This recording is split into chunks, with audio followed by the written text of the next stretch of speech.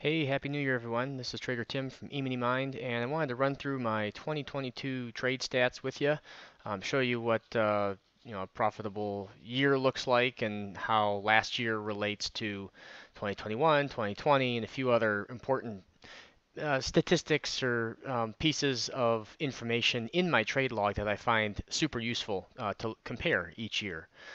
I, as most of you know, I don't like to trade the first week of the year. So I take this first week off just to kind of ease back into things. I also don't trade the week between Christmas and New Year's, and I'm usually slowing down as we come into the Christmas holiday. Kind of depends on what the date falls, but usually easing up into that third week of December, take the basically the next 2 weeks off, and then start ramping back up what would be next week. So as we look at the daily chart here on the ES Quick, I mean, you can see we really haven't done anything. We've just been going sideways along this. This is a 50% retracement long that we're just moving sideways against. This hammer was kind of important last week, and it's still important because we have not broken its low. So that's really the low that I'm watching for us to break down below to signal a move lower. Otherwise, anything else, between basically here, 39.1875 and 37.8850 is really just chop. You could draw a retracement short within this range. But at this point, more than likely to, if we rally, probably going to come up to the 50% short up at 41.55 and, kind of ping pong between those two 50s. But for the time being, just kind of easing back into the new year. I sent out some worksheets. I can put a link to that in the description for some goal setting ideas and things you can that will help plan your year, whether it's whether you're starting January 1st or if you're just coming to this video, 6 months or 2 years later, you can go through those exercises.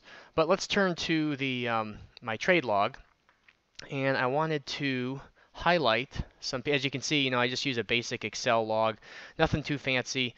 Um, and I've used Excel for pretty much since the start.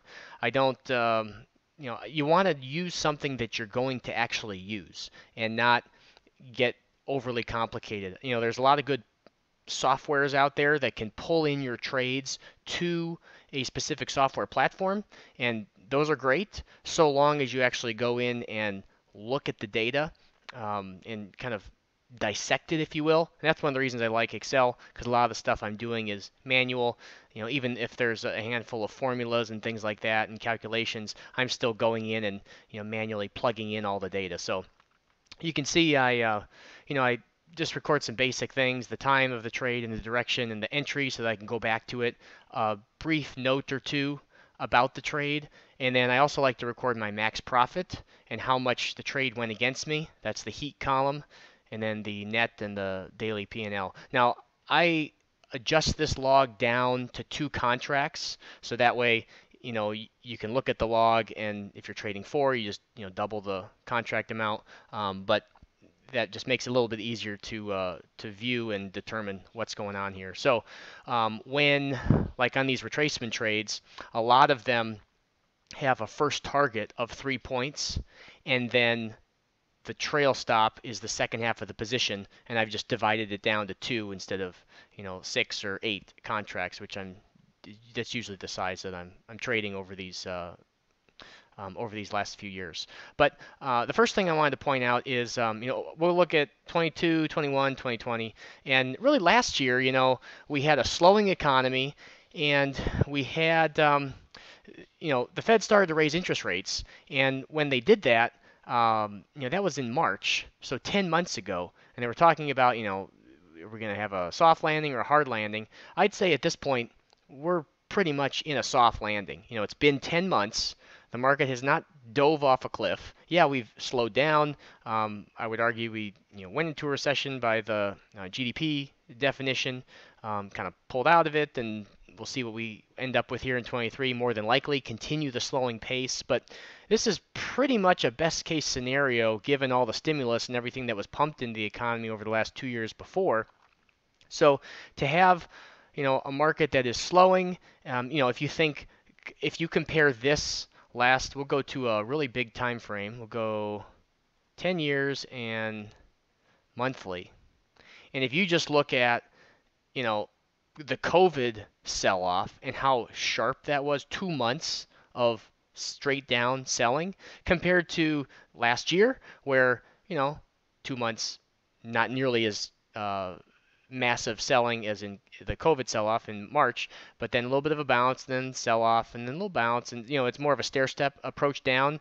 Um, I would definitely consider that a soft landing as we've coming into 2023. So, I'm expecting a lot of the same. There's going to be uh, uncertainty, global challenges, and all kinds of things that are totally out of our control from the U.S. standpoint and from a economic perspective. The stuff that's going on in Russia and Ukraine and China and India and Europe and all that stuff, Brexit, it's all has an impact indirectly on the U.S. economy. So um, going through, I guess the last thing I'll say, big picture, before we get into some of the nitty gritty. So I ended up, if I take my like investing accounts here that I have on Thinkorswim and then day trading and all that stuff, I ended up the year up about 6% on those investments. So I was, fine with that. I think the S&P was down 20. Nasdaq was down 33 or something to that effect. So between um, and that includes a big chunk of just boring old buy and hold investments that are just pumping out dividends and returns for me. I'm not super concerned about the principal going up and down, just more concerned about chugging out those dividends at this point, reinvesting, and then 30, 40, 50 years down the road, you've got a pretty massive pile of cash there that's still pumping out dividends and returns. And so by doing the put hedge trade, where we're buying puts when the market bounces, doing day trading, a little bit of swing trading. Really didn't have a lot of swing trades last year, just because we were not in a tight, low volatility environment. So swing trades typically come down, day trades go up. Then that kind of flip flops if we go back to, like, if you go to 2019, let's say, and the market's just in a real tight uptrend. I have a lot more swing trades in that environment. The intraday ranges are smaller, so the day trades end up being a little bit fewer, or smaller ranges at the least. So I was, had no problems with the way last year went as far as a trading and investing perspective. Um, the first thing I want to talk about, winning percentage. That a lot of people ask me that, what's your winning percentage? And I think the three or the four key pieces of information, the winning percentage, but also as it relates to your average winner, and this is in points, and then your average loser in points. And then you can take your R multiple, which is your relationship of your winners to losers. Then your expectancy is essentially your average trade. So out of all your trades for the year, winners and losers, when I divide it down to the two contract quantity, you're looking at like $200 per trade. And so last year was a 64% win rate. 2021 a little bit lower, 59, and then 2020 was a little higher at 67.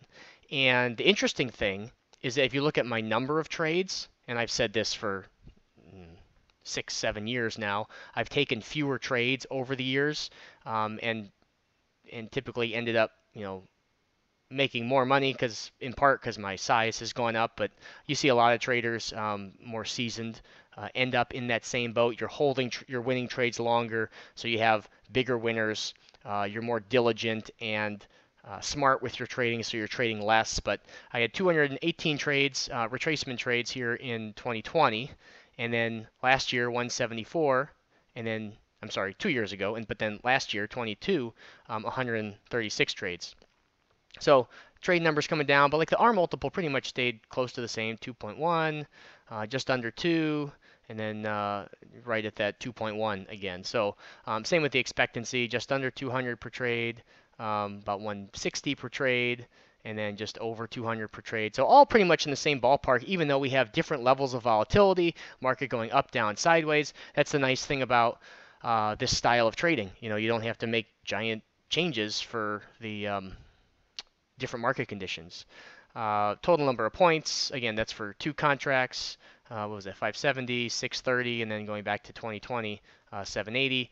And then if you come down, interesting, I thought here, my average points per month was 47 last year, and the year before that, 47, and then the year before that it was a little higher, 65, and then averaging that number coming down 18 in 2020, 15, and then down to 11 last year. Now I did June was real light, December was also really light, and September. So down month actually in September. If I go back to like 21, had a down month in November, and then 2020 was basically all green.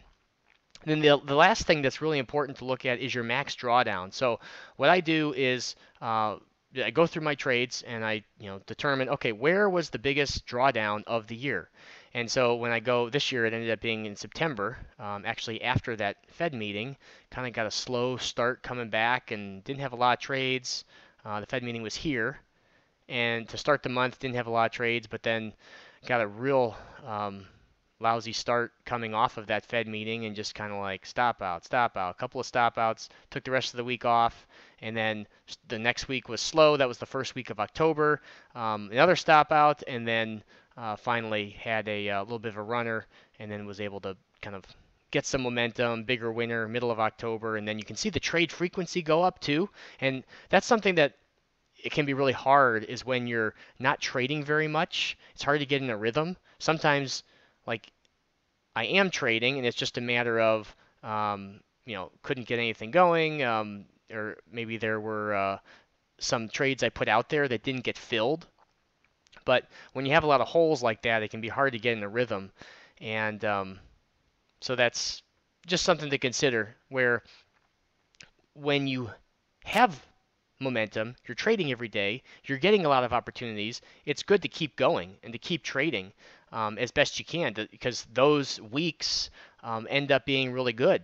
And sometimes you just have one good running winner and take the week and take that trade, and that makes your whole week. But you have a lot of weeks where like there's lots of holes, another Fed meeting week, and so I'd rather just not take any trades and be super conservative and just patient and okay. Like this week started out, didn't have any trades Monday, Tuesday, didn't trade the Fed meeting, nothing on Wednesday or on Thursday after the Fed meeting, so I just took Friday off as opposed to ending the week potentially on a down day and then having to come in the next week just kind of a little somber from the way I ended the last week. So those are some of the things I look at in my trade log. We can touch the 15-minute breakout. I don't have as many stats going back that many years, about 2 years I have for this, but we can look at last year. And last year I did change things slightly towards the end of the year so I was using a stop of -4, and then I was using a 20-point target, but I was also, playing with moving my stop up throughout the trade. So the numbers here aren't as quite reflective of as they are from the last couple of months and then going forward from now, where I'm basically using a 20-point target on every trade, bracketing the first 15-minute bar, and then the stop is just the other end of that bar. And if it's larger than 20, I just cut the candle in half, and that becomes my stop. So if you go to the EminiMind website, scroll down to the bottom, there are 15-minute opening range breakout, click that post, and it's got all the rules and everything is outlined in there. But you can see difference with the 15-minute trade. This is a much lower winning percentage, but look at the average winner as it relates to the average loser, and you end up with a much bigger R multiple and a decent amount of trades for not taking this trade when we fill the gap. Still almost half the year it giving me signals. Now bigger max drawdown, but knowing that and knowing that the winning percentage is lower, and actually going back once I realized, I really need to widen my stop and not be using this such a tiny stop, and I actually ended up with almost 300 points more had I moved my stop to the outside of the candle instead of going really tight with a -4. So sometimes tighter is not always better. Sometimes you don't necessarily want to have a super tight stop, and this is a perfect example where I have a lot more winning trades. Like if we, especially recently, the third week of the year, a couple of 20 pointers, another couple of 20 pointers, and it's like, yeah, you have bigger stop outs, but I have so many more winning trades, and they're all 20 pointers that it's no big deal to take a 16-point stop when you got 20 points, 20 points, 20 points, 20 points on either end of it. So that's been a good one. It's a nice pairing, and it's also a really easy way to start trading because it's so mechanical and there's really no thinking. You set the order. When you get filled, the other order becomes your stop, and your 20-point target goes out, and you basically just walk away and let it do its thing. So a lot of people are trading, the mini with the 15-minute breakout, and then the micros as they work through the retracement trades and learn that style of trading because the risk is lower. So that's a good way to do it. Otherwise, you'd have to have two different accounts if you want to trade the ES, two strategies in the same market. I suppose you could use like NQ and ES, but different ways you can set it up. If you have questions, you can always drop them in the comments, and happy to um, explain more on how I do various things. But those are kind of the general things I look at as I go through my trade log each year. You can see, very consistent as far as year over year, and the last couple of years have seen, very strong uptrends, downtrends, slowing economy, so all kinds of different levels of volatility, and yeah, we just keep plugging along. So if you want to tune in each week, I do a live trading session, and you can follow along live if you want. That's on Tuesday mornings. I'll put a link to that below, and if you have questions, drop them in the comments. So thanks everyone, happy new year, and good trading.